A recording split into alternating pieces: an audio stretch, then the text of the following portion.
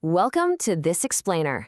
Look, if you're an international student right now, you've got a massive, high-stakes decision staring you right in the face. Choosing where to study abroad is a huge investment of both your time and your life savings, and the landscape for 2026 has totally shifted.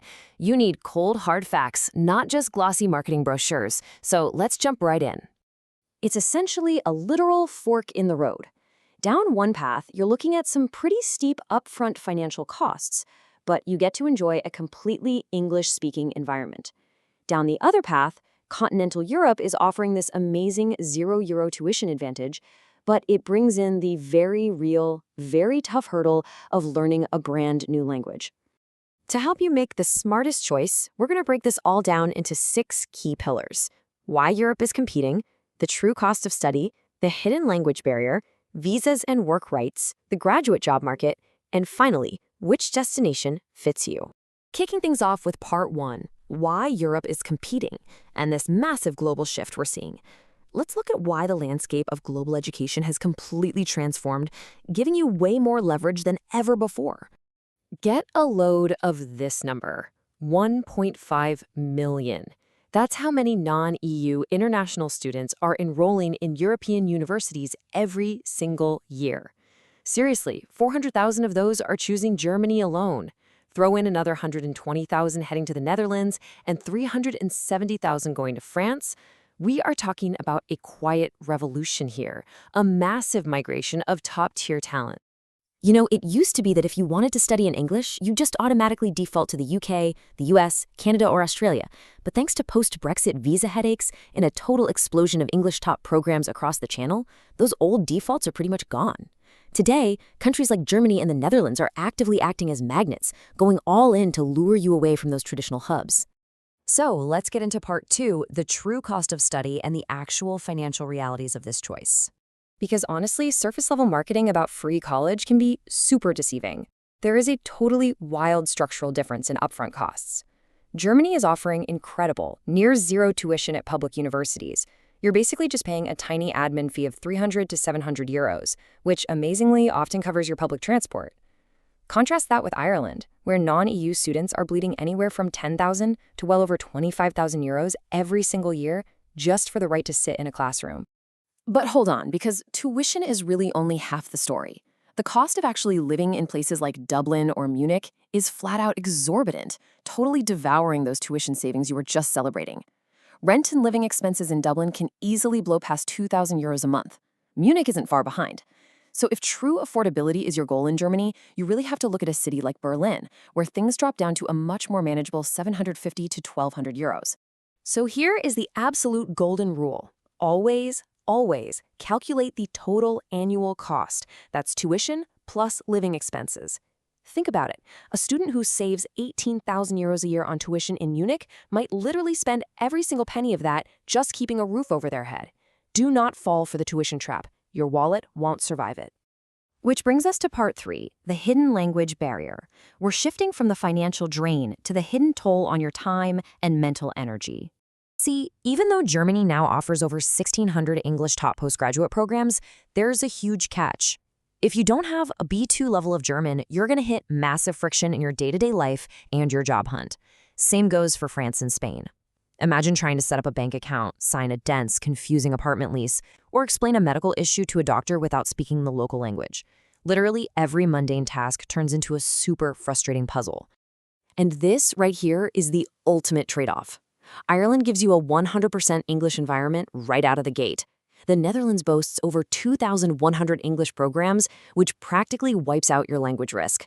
If you're banking on graduating and instantly landing a job without spending hours every night memorizing foreign verbs, Ireland and the Netherlands offer by far the smoothest transition straight into the corporate world. All right, moving on to part 4, visas and work rights. Your degree is an investment, absolutely, but your visa is your actual entry ticket to see the returns. Post-study work rights are a massive deal breaker.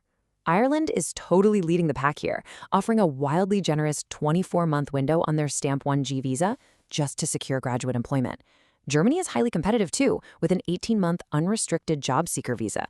But then you have the Netherlands, offering just a 12-month orientation year, meaning the second you get that diploma, the clock is ticking loud and fast. But continental Europe has a pretty sweet lifestyle perk, the Schengen Advantage. This means unrestricted travel across 26 borders while you study. Ireland simply doesn't share this benefit. If your study abroad dream involves spontaneous weekend trips to Italy, Spain, or France, keep in mind that Ireland requires separate border checks, whereas the continental options basically hand you the keys to the entire European neighborhood. Let's pivot to part 5, the graduate job market. We need to see how those visas actually translate into long-term, well-paying careers.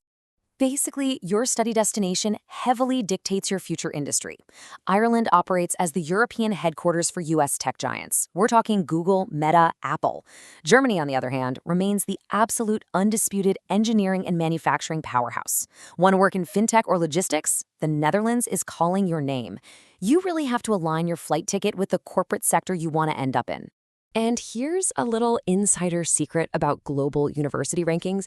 For corporate jobs, they often don't matter nearly as much as local geography. Yes, if you want to be a top-tier academic researcher, absolutely go to ETH Zurich. But if your dream is to be a product manager at Microsoft's European HQ in Dublin, they are hiring graduates from local Irish universities on the exact same footing as anyone else. Seriously, don't let global prestige blind you to the reality of local hiring pipelines. Finally, part 6, which destination fits you? It is time to pull all this data together and figure out your personal game plan. Germany is going to be your ultimate pick if your focus is engineering, you are on a pretty strict budget, and you are 100% committed to mastering German. Put in the sweat equity to hit that B2 level, and you unlock an incredibly low-cost, high-reward pathway to long-term residency through the EU Blue Card. Now, what about the Netherlands? That's your spot if you want a super vibrant English-speaking ecosystem for tech or fintech, but you want to pay way less tuition than you would in Ireland. It's an amazing middle ground for English instruction and Schengen travel, provided you're aggressive enough to hustle and land a job within that tight 12-month post-study window. And Ireland? Ireland is the clear winner if you flat out refuse to take a language risk, you're laser-focused on big US tech, and you absolutely need that generous 24-month runway to get your career off the ground. Yes, the upfront costs are incredibly steep, no doubt about it, but you're basically paying a premium for a totally friction-free, fully English-speaking fast track right into some of the most lucrative companies on the planet. So, with all the facts on the table, the power is totally in your hands. Which complex trade-off makes the most sense for you? Are you willing to gamble your post-grad career on mastering a complex new language just to save a ton on tuition? Or would you rather pay that massive premium up front for a guaranteed English-speaking launchpad into big tech? That is the billion-dollar question. What are you going to choose?